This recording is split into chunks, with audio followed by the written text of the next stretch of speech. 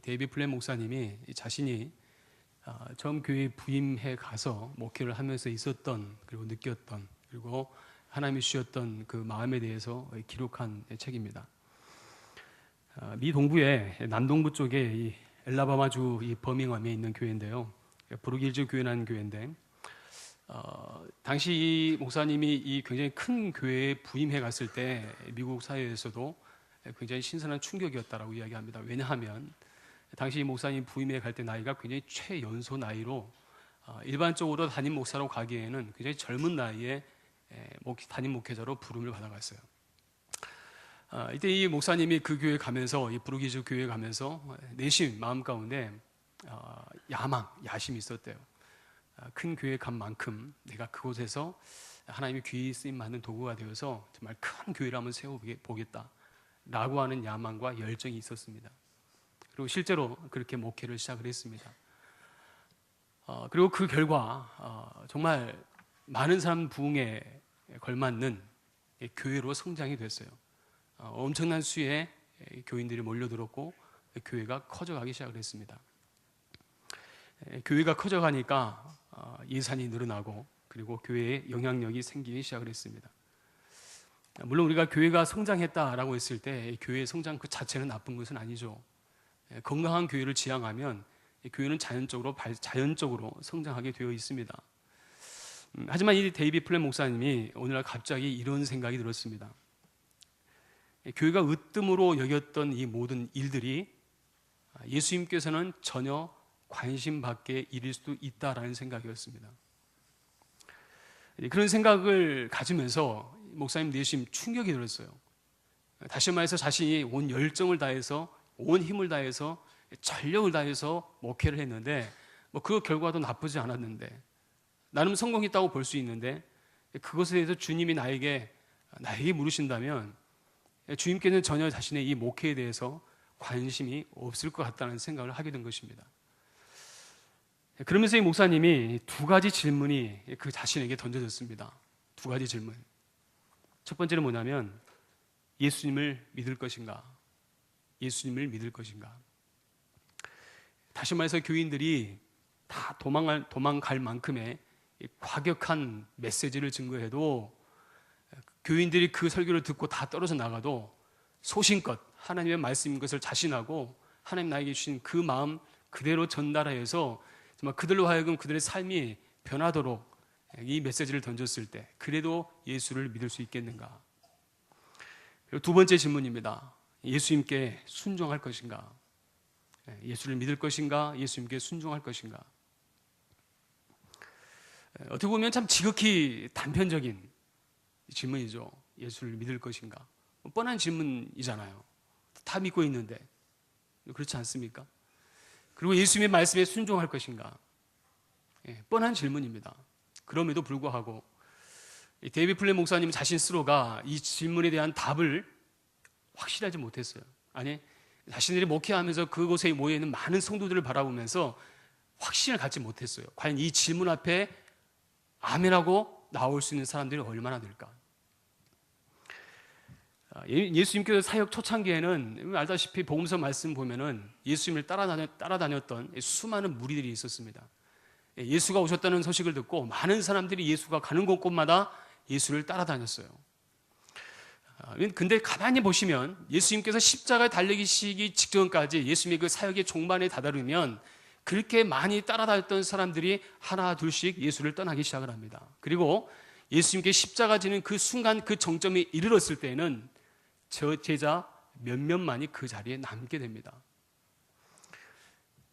만약에 여러분들이 만약 생각해 보세요. 만약에 예수님께서 처음에 사람들이 많이 모였잖아요. 많이 모였을 때 그 사람들이 예를 들어서 그 메시지 듣기 싫어가지고 떠나갈 때, 야, 그러지 말고 다시 한번 생각해 봐라. 내가 비록 그 순간에는 과격하게 이야기했다 할지라도 상처받지 말고 다시 돌아와. 다시 내가 너희 마음을 헤아려 줄게. 그 순간만큼 예수님 그렇게 하실 수도 있을 법 하잖아요. 하지만 예수님 전혀 그렇지 않으셨다는 거예요. 그리고 그곳에 남은 예수님께서 부활하신 다음에 남아있는 제자들에게 찾아가셔서 이제 12 제자에게 예수님께서 다시 한번 그들을 집중해서 훈련하십니다. 집중해서 훈련하셔요. 그리고 우리가 알다시피 이 기독교 역사는 이 12제자에 의해서, 다시 말해서 이 12제자에 의해서 변화된 그 사람이 이 세상을 변화시키고 이 기독교 역사를 지금까지 이끌어 왔다라고 이야기도 과언은 아닐 것입니다. 제가 아까 이 레디컬이란 이 책에 대해서 이야기를 했잖아요. 이 레디컬, 급진적인, 급작스런, 그렇죠? 이 복음은요, 복음을 한마디로 말한다면 그와 같은 단어로 표현할 수 있을 것 같아요. 복음을 말한다면, 다시 말해서 이 복음은 때로 우리에게 급진적인 행동을 우리에게 요구합니다. 급진적인 변화를 요구해요. 그냥 물에 물 타는데 술에 술 타는데 그냥 이런저런 삶을 사는 것을 우리에게 말하지 않아요. 예수 믿고도 너희들 왜 그렇게 그 상태로 그렇게 머물러 있느냐 라고 우리에게 요구하지 않아요. 예수를 만났던 대부분의 사람들은 아까도 이야기했지만은 12제자가 그들의 삶이 변화되어서 예수께 붙잡힘화 되었을 때 그들이 정녕 예수님께 붙잡혀서 그 세상을 바꾸었던 것처럼 우리가 예수를 믿는다는 것은요, 그렇게 단순하진 않아요. 참 부담스러워요. 이러한 맥락에서 제가 이야기할 때 아까 이 저자, 이 데이비드 플랫 목사님이 던졌던 두 가지 질문, 그래도 예수를 믿을 것인가, 예수께 순종할 것인가 라고 하는 이 질문은요, 그렇게 쉬운 질문은 아니에요. 쉬운 질문의 답도 아니에요. 저는 우리 기독교가 우리가 생각하는 것처럼 그러한 미약한 변화를 우리에게 말하지는 않습니다. 예수를 믿었던 많은 사람들, 우리 믿음의 선배들에게는요, 그래서 이 복음은 말 그대로 레디칼 그 자체였습니다. 예수 믿음과 동시에 그의 삶들은 급격하게 변하기 시작했어요. 급진적으로 변하기 시작을 했어요. 그러면서 많은 사람들이 예수 믿은 건 뭔가 달라라고 많은 사람들이 인정을 받을 수 있다라는 것입니다. 그리고 이 변화의 중심에는 항상 우리가 해야 될, 때로는 극단적이지만 그런 극단적인 선택이 우리에게 일어나야 한다는 거예요. 저는 앞으로 오늘부터 해서 이 레디칼 복음이 무엇일까 라고 제가 생각하고 고민하면서 하나님 말씀을 같이 몇 가지 주제로 나누어서 함께 나눠보려고 합니다. 오늘 첫 번째 이 레디칼 복음의 주제, 제 주제는 의지의 대상을 바꾸라입니다. 의지의 대상을 바꿔라. 오늘 17절 말씀 다 같이 한번 읽도록 하겠습니다. 17절 말씀 다 같이 한번 한 목소리로 읽도록 하겠습니다. 시작.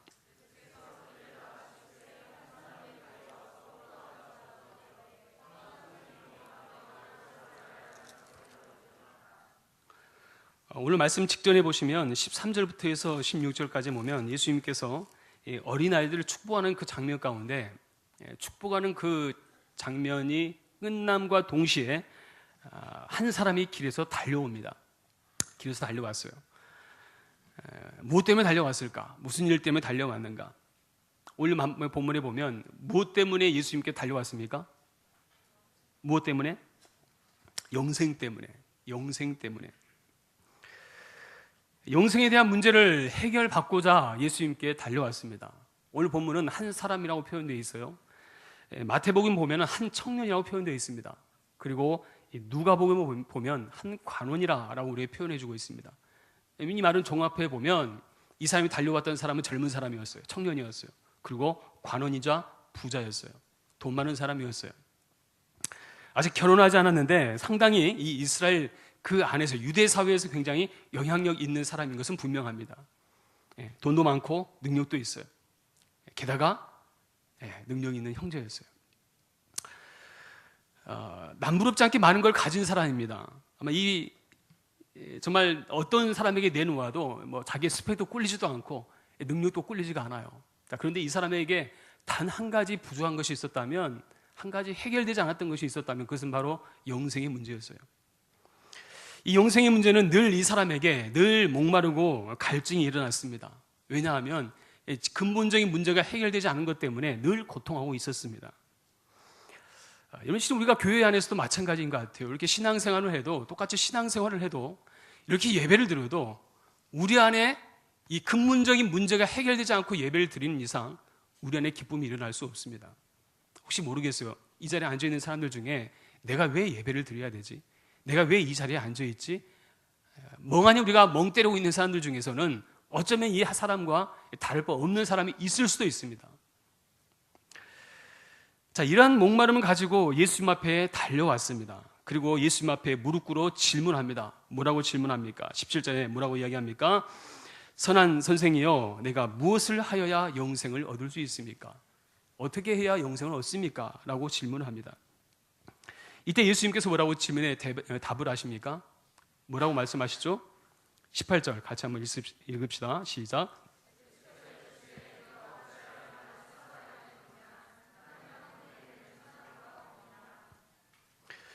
예수께서 말씀하시되 내가 어찌하여 나를 선하다 일컫느냐? 왜 나를 선하다라고 말하냐? 이 부자 청년은 평소에 이 선함의 기준에 대해서 나름대로의 기준, 자기의 기준을 가지고 살아왔습니다. 나름의 선함의 기준. 그 20절 말씀 보면은 19절 말씀부터 20절까지 말씀 보면 이렇게 이야기를 하죠. 내가 계명을 안 하니 살인하지 말라, 간음하지 말라, 도둑질하지 말라, 거짓 증언하지 말라, 속여 빼앗지 말라, 내 부모를 공경하지 말라 하는 이 10계명, 이 10계명을 뭐라고요? 20절 말씀 뭐라고 이야기합니까? 그가 여짜오되 선생이야, 이것은 내가 어려서부터 다 지켰습니다. 어릴 때부터 이것은 다 지켜온 사람입니다. 정말 대단하지 않습니까? 이거 한 가지 지키기도 쉽지 않은데 다 지켜 살았대요. 다시 말해서 이 사람은 어릴 때부터 이 10계명을 지킨 것에 대해서 나름대로 윤리적이고 도덕적인 것이 자신의 선함의 기준이었어요. 내가 남들 못지않게 착하게 살아왔어요. 남들에게 내가 모진 소리 듣지 않았어요. 나쁜 놈이야. 넌 정말 왜 그렇게 살아라고 한마디도 듣지 않았어요. 잘 살았어요. 깨끗하게 살았습니다. 어느 유대인들처럼 어쩌면 이 10계명의 내용에 대해서 문자적으로 잘 지켜 행했던 사람이에요. 정말 잘 살았던 사람입니다. 실은 여러분 이렇게 산다는 건 정말 어려운 일입니다. 예수 믿는 사람들이 이렇게 살려면 살 수 있습니까? 여러분들 어떻습니까? 여러분 10계명 다 지켜 잘 살고 있습니까? 어떤 것 같아요? 한 번씩 우리 매주 10계명 나눠주고 한번 시험 볼까요? 이번 주 내는 몇 개 지켰는지, 이번 주 나는 몇 계명 내가 어겼는지. 자시 100점 맞을 수 있는 사람 몇 명이 될까요? 쉽지 않을 것 같아요. 쉽지 않습니다. 자, 이런 기준에서 이 부자 청년은 예수님께 말합니다. 선한 선생이요. 다시 말해서 자신이 생각하고 있는 선함의 기준을 가지고 이 선생을 바라보고 그 기준에 대한 답을 얻기를 원했던 거예요. 난 이렇게 잘 살아왔으니까 아마 이것이 구원받을 만한 충족 조건이 되겠지라고 생각을 했던 거예요. 근데 예수님께서 이 청년에게 하신 말씀이 뭐라고 이야기합니까? 내가 어찌하여 나를 뭐하다 하느냐? 선하다고 이야기하냐? 왜 선하다고 이야기를 하냐? 예수님께서 이렇게 말씀하신 이유는 예수님이 이 청년에게 이 선함에 대한, 이 청년이 생각하는 이 선하다고 생각하는 선함에 대한 그 기준을 철저하게 깨트리신 말씀이에요. 네가 생각한 것처럼 진짜 선함은 그게 아니야 라고 예수님은 말씀합니다. 오늘 이 문맥상 이 청년을 보면요, 한 가지 분명한 사실은 이 청년은 아직 구원받지 못한 사람인 것은 분명합니다. 따라서 이 사람이 가지고 있는 선함에 대한 개념도 그가 가지고 있는 선함의 개념으로 가지고 이야기를 한 거예요. 저는 거듭나지 못한 사람들은요, 구원에 대해서 자기 방식대로의 구원을 생각을 합니다. 내가 지킬 건 다 지키고 행할 것 다 행하고 착하게 살아오면, 부모님 말씀 잘 듣고 그래서 그닥 나쁜 일 많이 하지 않고 살아오면 그게 내가 구원받는 기준이 되겠지 라고 생각할 수 있다라는 것입니다. 그래서 이 청년은 그렇게 이야기한 거죠. 20절 말씀에 선생님, 내가 이것을 어릴 때부터 다 지켜왔습니다 라고 자신 있게 이야기할 수 있는 거예요. 그래서 자신 있게 이야기를 합니다. 특별히 당시 그 유대인들 중에서는 그 부를 많이 축적을 하잖아요. 그러면 그 부를 많이 축적한 결과가 어디서 나오냐라고 생각을 했냐면, 구원받은 하나님의 사람, 그러니까 하나님의 선택받은 사람에게는 이 부로서 그의 삶에 그것을 부어주신다라고 생각을 했어요. 마치 이와 같은 거죠. 예수 믿는 사람들 중에서 예수 믿고 나서 잘 되는 사람들 있잖아요. 예수 믿으면 막 돈도 많이 벌고 부자 된 사람도 있단 말이죠. 그렇게 이야기해요. 제가 예수 믿고 복 받았습니다.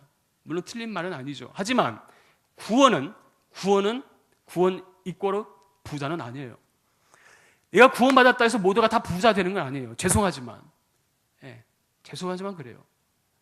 근데 당시 유대 사회에서는 어떤 사고를 가지고 있었냐면, 내가 하나님의 선택된 백성이라면 하나님의 사람들은 부자로 살아야 돼라고 하는 생각을 가지고 있었어요. 더더군다나 이 부자 청년에게는 그러한 자신의 그 배경이 있었기 때문에 그 누구보다도 이 부자로서는 이 부자에 대한 이 자부심이 가득했고, 그것이 내가 하나님의 선택받아 마땅한 사람이다 라고 하는 생각을 가지고 있었다는 거예요. 나름대로 이 부자의 마음을 가지고 살아왔습니다. 근데 일반적으로 생각하지만 여러분, 그 당시 부자가 다 선한 것으로 자기의 부함을 취하게 됩니까? 실은 또 다들 그렇지도 않거든요. 삭개오를 보시면 삭개오는 자신의 부를 어떻게 취했습니까? 삭개오, 세리 삭개오 뭐 했어요? 삭개오의 직업이 뭐예요? 세리. 세리는 뭐 하는 사람이에요? 세금을 걷는 사람이에요. 그 문제는 세금만 걷으면 되는데 어떻게 해서 자기의 부를 축적을 합니까? 세금을 과도하게 부과해서 일정량의 부분을 자기가 취한단 말이에요. 무슨 말인지 알겠죠? 부당하게 자신의 것을, 자신이 유익을 자기가 챙기는 것을 삭개오는 자기의 부를 축적하는 방법을 선택했어요. 그렇게 부자가 돼요. 당시 유대 사회에도 실제로 그런 사람들이 있었어요. 옳지 못한 일로 부를 축적을 했어요. 근데 보세요, 이 부자 관우는 그러진 않았어요. 이 부자 관우는, 이 청년은 상당한 인품까지 가지고 있었습니다. 아까 이야기했던 것처럼 나름 십계명도 잘 지켰습니다. 많은 사람들에게 인품도 가지고 있고 좋은 성격도 가지고 있었고, 나름 부자라고 하는 칭호도 들을 만한 그러한 자격을 갖추고 있었던 사람이에요. 이 정도면 예수님께서 너는 천국행 티켓을 이미 따놓은 사람이야 라고 이야기를 들을 수 있지 않겠습니까? 그런데 예수님의 대답은 이 청년에게 그가 예상했던 답을 완전히 뒤엎으신 거예요.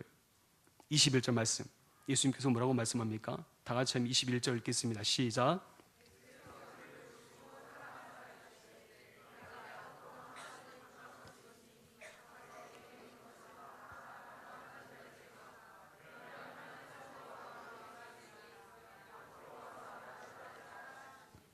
아멘. 여러분, 그 21절 말씀 잠깐 보기 전에 아까 18절 말씀 보면은 어쩌여 나를 선하다 일컫느냐, 그 다음에 하나님 예수님께서 뭐라고 말씀하세요? 하나님 한 분 외에는 선한 이가 없다라고 말씀을 해요. 제가 아까도 말씀드렸지만 이 청년의 선함의 기준은 자기의 구원의 충족성이라고 생각을 했어요. 창세기 1장 말씀 보면은 하나님께서 천지 창조를 하신 다음에 매일매일 창조하신 다음에 사람을 만드시고 하루하루마다 하나님께서 평가를 하시죠. 자평을 하세요. 뭐라고? 보시기에 좋았더라. 그리고 사람을 만드신 다음에 뭐라 하셔요? 보시기에 심히 좋았더라. 여기서 이 좋았다라는 표현을 보면 히브리어를 보면 토브란 말을 사용합니다. 토브. 이 토브란 말은 뭐냐면 선하다라는 뜻을 가지고 있어요. 선하다. 다시 말해서 하나님께서 선하게 창조하였다. 하나님 보시기에 좋았다라는 말. 영어에 보면 굿, 좋다라는 표현이 있잖아요. 똑같아요. 선하다, 좋다라는 표현이에요. 다시 말해서 여러분 보시면 하나님 보시기에 좋은 것, 그것이 선함의 기준이라는 거예요. 그런데 이 청년이 가지고 있는 생각은 뭐였다고요?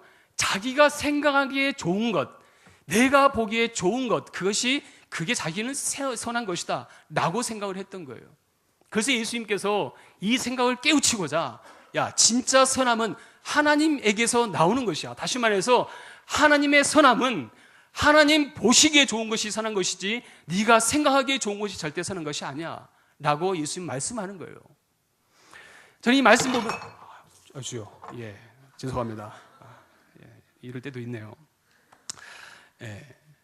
됐어요. 나중에 떡죠.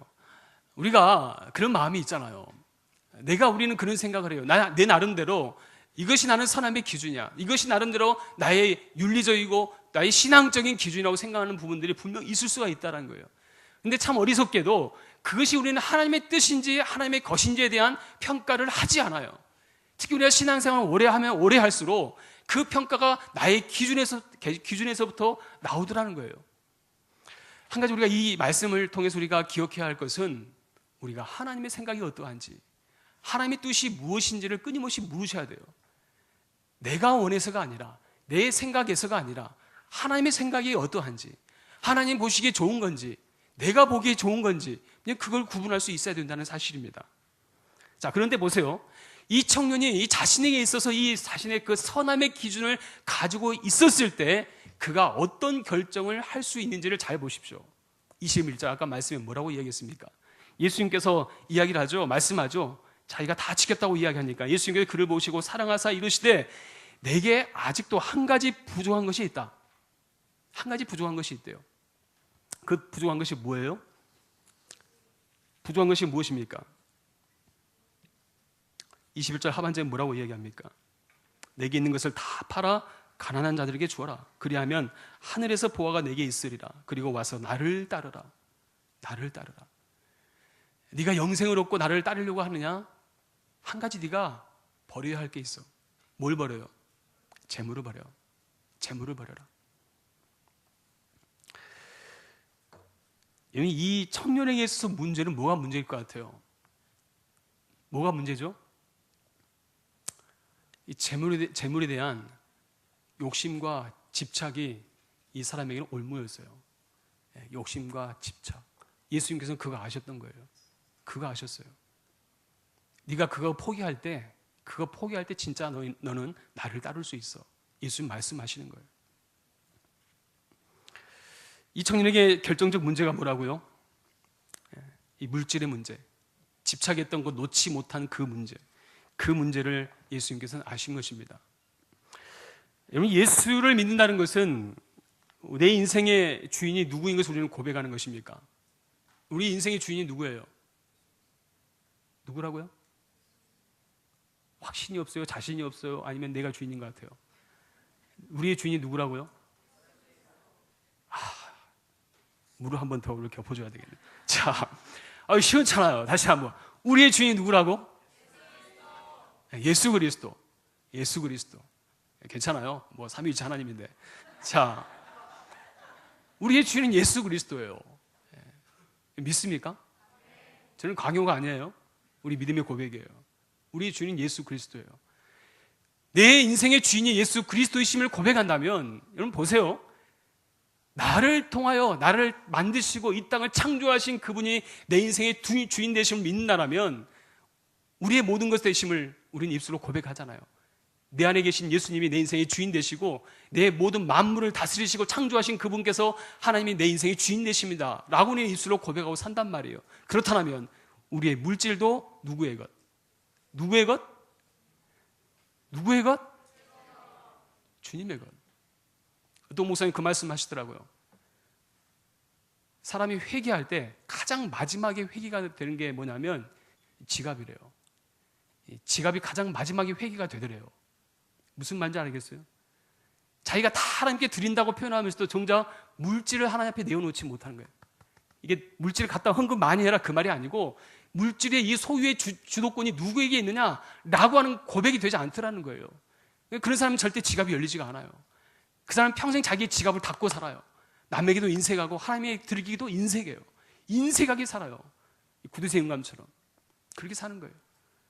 마치 자기 죽을 때 그거 가지고 갈 수 있는 것처럼 생각하고 살아요. 자기가 자기의 소유라고 생각을 해요. 자, 그런데 이런 맥락에서 이 부자 청년이 자기의 것을 포기하지 못한 것은 결국은 그 안에 누가 주인이었던 거예요? 자기가 주인이에요. 자기가 주인. 내가 주인 되었기 때문에 그거 포기 못하는 거예요. 포기가 안 되는 거예요. 하지만 결국 그것 때문에 그는 하나님이 그 자신의 인생의 통치자이심을 스스로가 거부하는 꼴이 되었어요. 그가 하나님이 인정하지 않았을 때 결국 하나님의 통치가 그 사람에게 임하지 못하는 거예요. 그래서 이 부자 청년은 예수님을 가리켜서 무엇이라고 호칭했습니까? 누구라고요? 선한 선생이요. 선한 선생이요.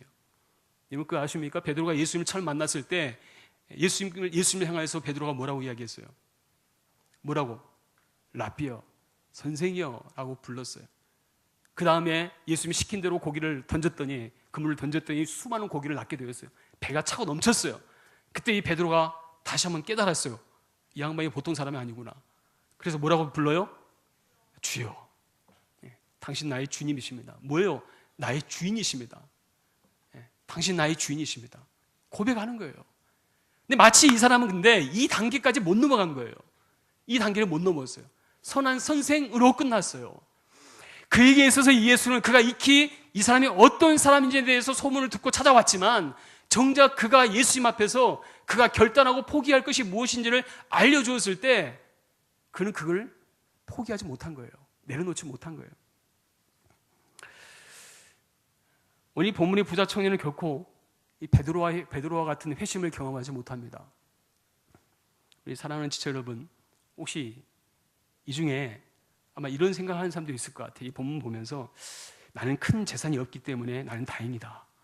예. 비록 우리는 재산이 많지 않아서 예수님 나를 지금 그렇게 헌신을 요구하실 때 나는 결단할 수 있어 라고 자신할 수 있잖아요. 어찌됐든 지금은 저커버그처럼 30대 초반에 떼부자 된 사람 여기는 없잖아요. 일단은 다행히도 그런 사람 없잖아요. 내가 들을 게 없으니까 여기에 대해서 나는 자유할 수 있다고 생각할 수 있지 않습니까? 물론 여기 부자 청년처럼 그가 포기해야 될 것이 어떤 사람이 돈이 될 수 있어요. 돈이 될 수 있어요. 왜 그렇습니까? 실제 돈은 많은 사람들이 하나님 나라에 들어가기에 굉장히 거추장스럽고 그게 하나님 나라에 들어가는 데 있어서 많은 어려움을 주기도 합니다.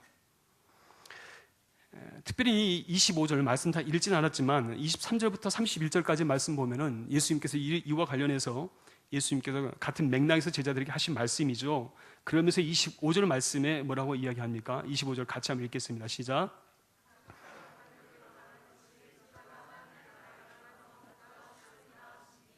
아멘. 뭐라고 말씀해요? 낙타가 바늘기로 나가는 것이 부자가 하나님 나라에 들어가는 것보다 쉽다라고 이야기해요. 무슨 말이죠? 부자 천국 가는 게 쉬워요? 어려워요? 어렵다라는 거예요. 왜 그럴까요? 가진 게 너무 많아요. 쥐고 있는 게 너무 많아서 그래요. 근데 여러분 아까도 말씀드렸지만 부자만 천국 가는 게 어려운 게 아니에요. 재산이 없는 사람도 자신이 결코 양보할 수 없는 그 무언가에 집착하고 있는 사람도 마치 이 부자 청년과 다를 바가 없는 사람들이 저와 여러분이 될 수 있다는 사실입니다. 하나님께서 여러분 잘 생각해 보세요. 내가 소중하게 여기는 그 어떤 것, 그 어떤 것이 내가 아직 포기가 되지 않는다라면 어차피 여러분들은 이 부자 청년과 다를 바가 없는 사람이 있을 수가 있다는 것입니다. 인간은요 천성적으로 죄인이잖아요. 죄인인 것을 인정하십니까? 혹시 기분 나쁘십니까? 여러분 다 죄인이잖아요. 잘났든 못났든 다 죄인이에요. 죽어 마땅한 죄인이에요. 어떤 누구도 여기서는 자신할 수 있는 사람은 없어요. 특별히 이 죄가 더 많은 사람은 이 시간에 좀 잠자는 사람들이에요. 그래도 잠자는 사람이 있어요. 보세요. 이 인간은 죄인이기 때문에 우리 안에 어떤 마음을 가지고 있냐면 제가 이 아이를 키우다 보니까 그런 게 있어요. 저희 집 아이들 같은 경우는 우리 애들이 좋아하는 것이 뭐냐면 먹는 거예요. 먹는 게 딱 나오면 그때부터는 전투입니다. 왜냐하면 그때는 생존이거든요. 그러니까 그때는 먹는 게 음식의 어떤 미각을 느낀다거나 음식의 맛을 위해서가 아니라 살기 위해서 먹어요. 세롬이 달라붙어가지고 양손으로 이게 포크를 들고 막 찝습니다. 사람이 먹을 게 넉넉할 때는요 싸우지를 않아요. 그렇지 않습니까? 그런데 한번 생각해 보세요. 이 아이가 셋이면 먹을 게 2개다. 그러면 한 명을 어떻게 해야 되죠?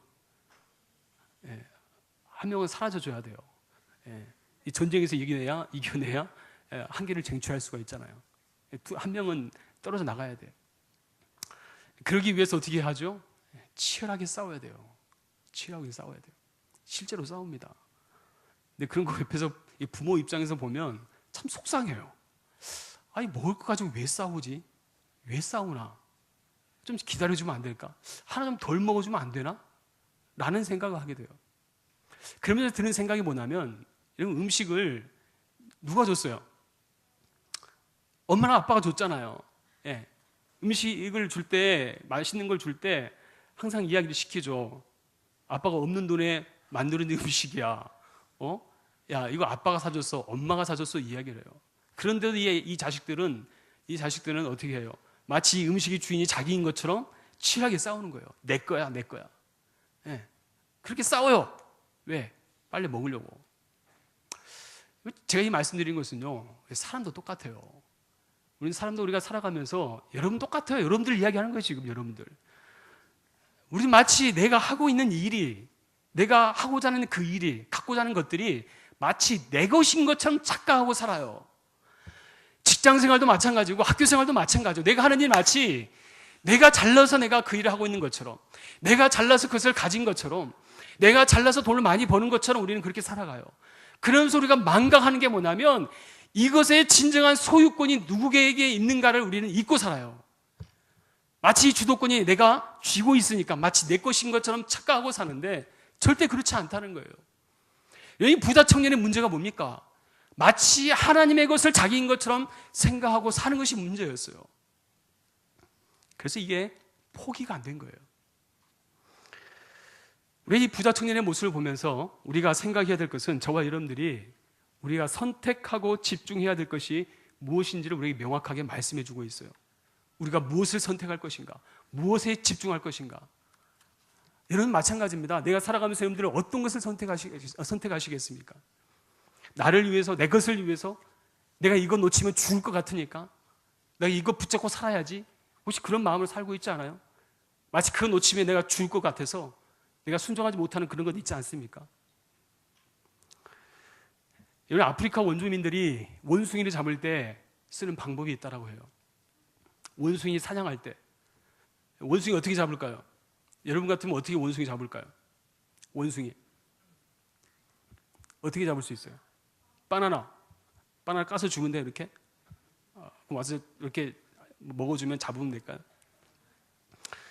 작은 항아리에 바나나를 넣어놓고 기다려요. 작은 항아리, 자기보다 덩치 큰 작은 항아리가 아니라 큰 항아리인데 주둥이가 작은 항아리죠.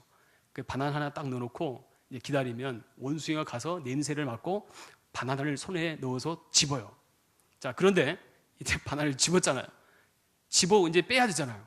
빼면 되는데 그때 이제 원주민이 딱 달려가면 사람이 오면 어떻게 해야 돼? 도망가야지. 손 빼고 도망가야 되잖아요. 원숭이는 어떻게 해요? 절대 놓지 않아. 바나나를 놓지 않는다고. 이 바나나를 잡고 있으니까 손이 빠져 안 빠져요? 빠지지가 않으니까 자꾸 몸만 바둥거리는 거예요. 뭐 왜 그래요? 절대 놓지 않으려고. 식탐 많은 사람들 있죠? 식탐 많은 사람 막 먹으면서 살 빼야지 하면서 막 먹는단 말이에요. 백날 그렇게 해봐요. 다이어트 되나? 진짜 장담하는데 절대 다이어트 안 돼요. 원숭이가 그렇단 말이에요. 왜 제가 이 말씀드리냐면, 우리가 죄송하지만 이 원숭이와 다를 바가 없어요. 우리의 마음 가운데 내가 이거 놓치면 죽을 것 같아요. 이거 놓치면 죽을 것 같아. 이거 놓치면 내가 굶어 죽을 것 같고, 이거 놓치면 내가 좋은 직장 못 들을 것 같고, 이건 놓치면 내가 직장에서 살아남지 못할 것 같고, 이건 놓치면 내가 성공하지 못할 것 같고, 그런 마음이 우리 안에 있기 때문에 내가 하나님 앞에서 포기해야 할 것을 포기하지 못하고 그게 움켜쥐고 살아가더라는 거예요. 왜? 내가 살기 위해서. 원숭이도 살기 위해서 잡고 있었어요. 그렇죠? 하지만 그가 살려면, 이놈이 살려면 그걸 놔야 돼요. 놔야 사는 거예요. 우리도 마찬가지입니다. 저는 이 부자 청년의 이 말씀 묵상하면서 그런 생각을 해봐요. 돈이 많아지면 그가 예수님께서 말씀하셨을 때 그가 자신의 것을 포기하지 못했던 것은 물질이 그 사람의, 이 청년에게 절대적 가치를 가지고 있었기 때문이에요. 이것을 포기하지 못한 거예요. 한 가지 물어봅시다. 돈이 많으면 행복합니까? 돈 많으면 행복할까요? 사실대로 이야기해봐요. 조금 행복하잖아요. 괜찮아요? 다 초월했습니까? 돈이 없어도 나는 행복하다는 사람들은 내일부터 제가 매일 밤 시간을 비워놓겠습니다. 저에게 맛있는 식사를 제공해 주면 믿음에 대한 보답으로 생각하겠습니다. 돈이 없으면 행복해요? 삶의 질은 좋아질 수 있지만 행복하다고는 말하지는 않아요. 여러분, 좋은 직장 들어가면 행복하던가요? 좋은 직장 들어가면 행복해요? 합격의 기쁨은 잠깐이요. 고생의 시작은 영원하더라. 예. 그게 우리 직장인들의 비애 아닙니까? 결혼하면 행복할까요? 여기서는 제가 답을 잘해야 되겠는데, 결혼하면 행복해요. 그렇죠? 결혼하면 행복합니다. 그렇죠, 정환 형제? 그렇죠. 하지만 마냥 행복하지는 않아요. 예. 가끔씩은. 절대 저쪽을 보면 안 될 것 같아요. 여러분, 새로운 집에 들어가면 행복하답니까? 얼마나 행복이 지속되죠? 한 달? 한 달? 그 담임 목사님 주례하실 때 항상 그 쓰는 예화가 있어요. 집을 사면 얼마나 행복하고 그런 게 있잖아요. 혹시 들어봤어요? 여자들 옷 사면 얼마간 행복합니까? 쇼핑에서 옷 사면 얼마나 행복해요? 옷 사면 1년 가요? 그 행복이? 그런 사람하고 꼭 결혼하십시오, 형제들. 자, 옷을 사줬는데 1년간 행복이 지속이 됐다. 꼭 그런 자매를 골라야 돼요. 근데 옷 사고 하루 지났는데 지겨워가지고 왜 이런 걸 사줬냐고 막 그런 성질을 내면 고민하셔야 돼요. 뭘 사서 내가 행복해 한다는 것은 오래 가지 않아요. 그렇지 않아요? 물질도 마찬가지였어요. 이 부자 청년은 어리석게도 그걸 몰랐어요. 마치 물질에 그 사람의 영원한 행복인 것처럼 이 친구는 착각을 했어요. 그래서 그걸 놓지 못하는 거예요. 그걸 놓으면 마치 그 안에 두려움이 생길 것 같은 그런 어려움들이 그 안에 있었던 거예요. 한번 질문 한번 해볼까요? 하나님이 계시지 않다라는 것과 은행에 돈이 없다라는 말, 어느 쪽에 더 근심이 불러올까요? 하나님이 없다라는 것과 은행에 돈이 없다, 이 둘 중에 어느 것이 나에게 근심을 불러다 일으킬까요? 어떤 게? 솔직하게. 현재 내 통장에 잔고가 비어있는 것에 우리는 근심과 염려와 걱정이 더 커져요. 하나님이 계시지 않는 것과에 대한 염려하지 않아요. 하나님 없이 충분히 살 수 있다고 생각을 해요. 근데 통장에 잔고가 떨어지면 그때부터 불안해져요. 괜히 마음이 불안해져요.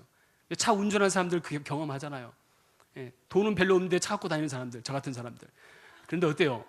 차에 앵꼬불이 딱 들어오기 시작한 그때부터 마음이 막 불안해지기 시작해요. 이거 빨리 주유해야 되는데 타이밍을 놓쳤네. 어디 쌓인 주유소 어디가 있지? 막 찾기 시작을 해요. 사람은 그래요. 사람의 눈이 보는 게 너무 짧아가지고 우리가 영원한 것을 보지 못하고 하나님을 보지 못하는 거예요. 하나님의 시각을 갖지 못하는 거예요. 그래서 우리는 당장의 것, 당장 나에게 필요한 것, 그게 우리에게 떨어지면, 그것을 놓치면 죽을 것 같은 마음을 가지고 불안해하는 거예요. 여러분, 참 얼마나 불행합니까? 이 청년을 보면서 참 너무 불행하다는 생각을 해보게 돼요. 정말 중요한 것을 이 청년은 소유하지 못합니다. 그러면서 마지막 이 청년에 대해서 오늘 말씀은 뭐라고 평가하고 있습니까? 22절 말씀 같이 한번 읽겠습니다. 시작.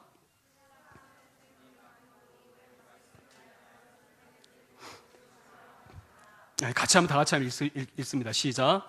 그 사람은 재물이 많은 거로 이 말씀으로 인하여 슬픈 기색을 띠고 근심하며 가니라. 재물이 너무 많았어요. 많아서 탈이었어요. 그래서 어떻게 했다고요? 버리라고 하니까 슬펐어요. 슬퍼하면서 포기하면 되는데 슬퍼하며 깊이 고민하다가 가버렸어요. 자기 길로 가버렸어요.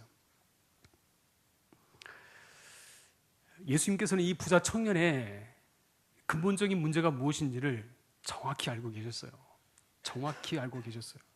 이 친구는 아직 이게 포기가 안 됐구나. 그래서 예수님이 다시 한번 기회를 주신 거예요. 야, 너 그거 포기하면 돼. 그거 포기하고 나 따라와. 라고 했지만, 하지만 결국 이 청년은 깊이 근심하고 슬퍼하면서 자기의 길로 돌아가고 맙니다. 우리는 하나님 부르심 앞에 늘 주저하는 게 있어요. 늘 주저하는 게. 어떻게 주저합니까? 하나님 나에게 어떤 헌신을 요구한다거나 어떤 결단을 요구한다거나 어떤 것을 나에게 믿음을 요구할 때 우리는 하나님 앞에 뭐라고 반응해요? 늘 하지만 하나님, 그런 마음으로 반응을 해요. 사람들마다 주님을 따르지 못할 이유가 있습니다. 내가 지금 따르지 못할, 순종하지 못할 이유들이 너무 많아요. 따르지 않겠다는 것이 아니라 하나님 지금이 시기가 아닌 것 같아요. 제가 취업도 해야 되고요. 결혼도 해야 되거든요. 나중에 자식도 낳아야 되거든요. 하나님 조금만 기다려 주실래요? 우린 그렇게 반응을 해요. 우린 마치 주님이 내가 죽는 그 순간에 주님의 재림이 될 것처럼 그렇게 살아가요. 근데 그건 아니잖아요. 예수님의 그 재림의 때는요, 지금 이 순간이 될 수도 있어요. 그렇다면 항상 우리 입술에는 지금 하지만요, 지금이 아닌데요 라고 하는 시기의 문제가 아니에요. 중요한 것은 지금이에요. 지금 결단의 문제예요. 내가 무엇을 하기 위해서, 예수님을 따르기 위해서는 주님께서 우리에게 말씀하시기를 야, 언제 날 따를래? 그게 아니에요. 지금 따라와, 지금 내려놔 라고 지금 우리에게 말씀하시는 거예요.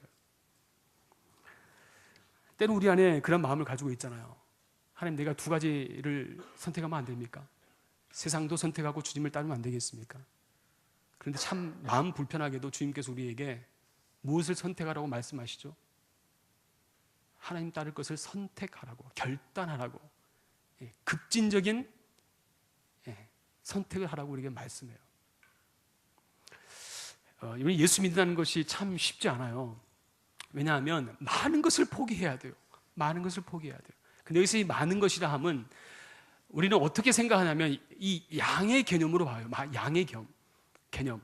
이게 무슨 말이냐면 예수를 믿기 위해서 이것도 못하고 저것도 못하고 이것도 못하고 저것도 못하고 술도 담배도 못해야 되고 유흥도 하면 안 되고 뭐 어디 가서 놀면 안 되고 클럽 가면 안 되고 하지 말아야 할 게 너무 많아.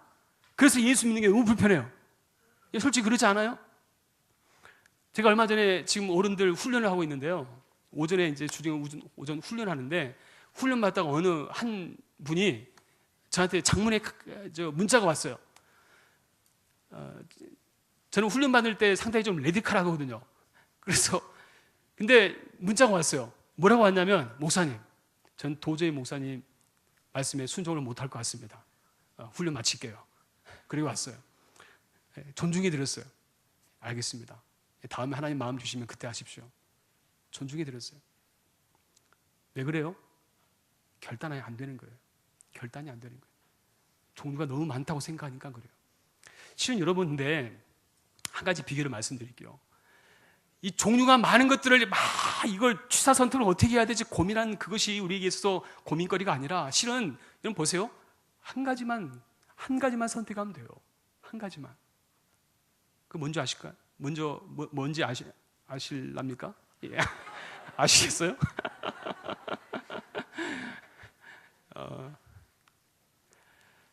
내가 가장 소중하게 생각하는 그것. 내가 가장 소중하게 생각하는 그것. 실은 그거 포기하면 돼요. 아까도 이야기했잖아요. 여러분들 돈이 많은 건 아니잖아요. 죄송하지만. 여러분 돈이 지금 많은 사람이라면 여러분 그거 포기하십시오라고 제가 이야기하겠어요. 하지만 그건 아니잖아요. 하지만 여러분들에게 있어서 지금 내가 가장 소중하게 생각하는 그거 포기하시면 돼요. 제가 아까 훈련생 말씀만 드렸지만은 제가 그 훈련한 분 중에 한 분이 개를 엄청 좋아하시는 분이 계세요. 개를. 집에 개를 키우는데 개를 너무 좋아해요. 얼마나 좋아하냐면 자기 밥을 굶어도 개밥은 줘요. 그리고 개를 위해서 들어간 미용값이 상당해요. 자기 옷은 안 입어도 개 옷은 입히시고 하여튼 뭐 개를 위해서 모든 걸 다 올인해요. 그래서 제가 그랬거든요. 훈련하면서 이건 이제 제 지론이니까 이건 여기에 대해서 여러분들이 저에 대해서 동물 학대다 그런 표현하시면 안 돼요. 제 지론은 그래요. 개는 개같이 키워야 된다. 개를 사람같이 키우면 안 된다고 저는 생각을 해요. 제가 훈련하면서 그 이야기를 했어요. 근데 그분이 그 말씀하셨던 이유는 그거예요. 내가 개를 너무 사랑해서 실은 하나님보다 말씀 보는 것보다 내가 개하고 있는 시간이 더 많습니다. 말씀 보는 시간은 없어도 개하고 산책하는 시간은 있고 내가 하나님 기도할 시간은 없어도 개하고 놀아줄 시간은 있다고 실은 그 말씀 하시는 거예요. 제가 그래서 들었던 말씀이 그 말씀이었어요. 개는 개같이 키워야지 사람같이 키우시면 안 됩니다. 하나님보다 우선하시면 안 돼요 라고 했어요. 감사하게도 몇 주 지나서 저한테 고백을 했어요. 목사님, 제가 결단했습니다. 개를 개같이 키우려 결단했어요. 그래서 아까 이야기했던 것처럼 우선순위를 다 뒤로 물러나. 그러니까 걔를 내팽개친 게 아니고 우선순위를 다 뒤로 뒤로 제껴놨어요. 말씀 보는 게 우선이고 기도하는 게 우선이고 뭐 걔를 위해서 내가 올인하지 않는다고 그렇게 저한테 고백하시는 거예요. 잘하셨어요. 칭찬해드렸어요. 마찬가지예요. 우리가 하나님 앞에 살아갈 때 우선순위가 뒤바뀌면 안 되는 거예요. 그거 잘 결정하셔야 돼요. 우리의 부르심은 이 선택 사양에 있어서 늘 우리가 하나님 먼저 우리 안에 선택의 기준이 되셔야 합니다. 그것이 바로 오늘 이 부자 청년이 이 실수했던 그 우를 우리가 범하지 않을 수가 있다는 것입니다. 말씀 맺겠습니다. 이 부자 청년의 문제는 단순히 부자였기 때문에 문제가 아니에요. 그가 정작 중요한 것은 자신의 부를 믿고 살았다는 것, 그리고 그것 때문에 그 부를 자신의 인생의 동력으로 가지고 살았기 때문에 문제였다는 것입니다. 결국 그것이 예수를 믿는 데 큰 장애물이 되었다는 것을 우리에게 말씀해 주고 있어요.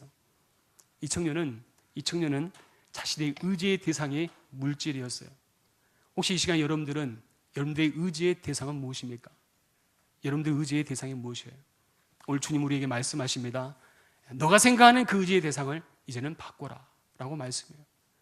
너가 생각하는 그 의지의 대상을 바꿔라. 내가 이거 놓치면 죽을 것 같지만 하지만 그거 내려놔라 라고 주님 우리에게 말씀하십니다. 이 말씀을 통해 저와 여러분들이 하나님 앞에서 다시 한번 우리가 오직 믿음을 통해 주님만이 나 인생의 주인 되심을 고백하며 살아갈 수 있는 저와 여러분 될 수 있기를 주님의 이름으로 축원합니다.